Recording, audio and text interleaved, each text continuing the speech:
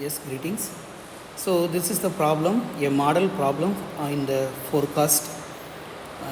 And especially you just understand we're going to measure always the accuracy of forecast. So how you are going to solve, the question will come in this way: a forecast of 165 units made for the demand and calculate the errors. What does the error mean? We have a difference between what actually demanded on a particular time t and what was actually forecasted for the particular time d. So first we need to find the deviation, which is actually the difference of demand and the forecasting. Then you need to measure the absolute deviation, that would be irrespective of the minus and plus. It's a just difference between the both. For example, in this case, if you have taken demand is 150, the forecast was 165, hence the deviation would be minus 50, whereas the absolute deviation is the difference between demand and the forecast, so that would come 15. Okay, this the absolute deviation. Then we have the square of the error. We have a error of 15. For the 15 we need to have the square, so square of the 15. Then percentage of the error. How would percentage error measured? During the class I have mentioned you the formula used for it: demand and difference with the forecasting by the demand by 100. This would be the error, and absolute error would be, absolute percentage error would be the absolute of everything without the negative values. We are following this one. So in this case, if we solve this question, how would we solve? First the time, which would be 5, 1, 2, 3, 4, 5 they given, and the demand for each 150, 160, 165, 175, this is by the question, 180, and the forecast for the demand. We can listen back. They said forecast for the demands is 165 as standard assumption there. So for all the cases it would be 165, 165, 165, 165, 165 and 165. Then now we are going to measure the deviation. So how are we measuring deviation? Just the subtraction of demand with forecasting, demand with forecasting. So let's take 150 by 165 would be minus 15, and 160 minus 165 minus 5, both are so nullified, plus 10 plus 15. What is the absolute deviation then without this magnitude signs? This would be 15, 5, 0, 10 and 15.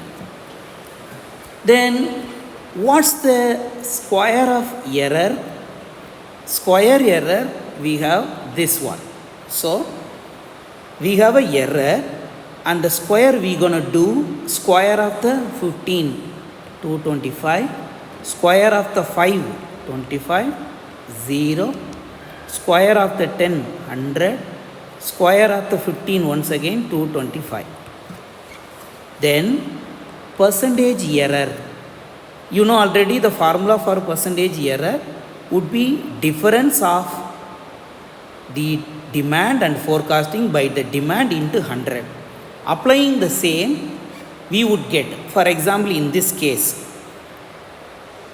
demand minus forecasting by demand into 100.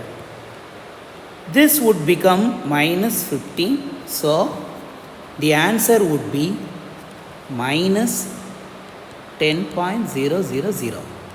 Likely if you put for all the questions minus 3.15, 0, 5.710, 8.330, and percentage of absolute error without the sign means it would be taken as 15 instead of minus 15. So would come 10.00, 3.125, 0, 5.70, 8.330. So this would your final answers for next step. Then sorry here plus 15, okay, 165. We wanted to have the next one, errors. The errors already we listened in the classroom. What are they? First, mean absolute deviation, MAD. We have some formula for that. Even I will recollect those. Listen to here. Mean absolute deviation. This one first we gonna find. You can understand T first appearance to nth appearance. In our case, n would be 5 because in this question we have 5 data. The difference of demand, forecast as well as n would be 5 in our case. Likely we should find mean square error. This error we do go square and we will divide it by 5. Then mean forecast error, likely. Finally, mean absolute percentage error. So these are all we gonna find, so that I will take you here. For that we need to find a summation of everything. First, summation of the deviation. You just add everything together. Minus 15 plus minus 5 plus 0 plus 10 plus 15 together will come plus 5. Here it would be 45. Here it would be 575. Finally here it would be 27.165. So what is the formula? Let's say for MAD deviation, summation of demand minus forecast by n. So this would be absolute.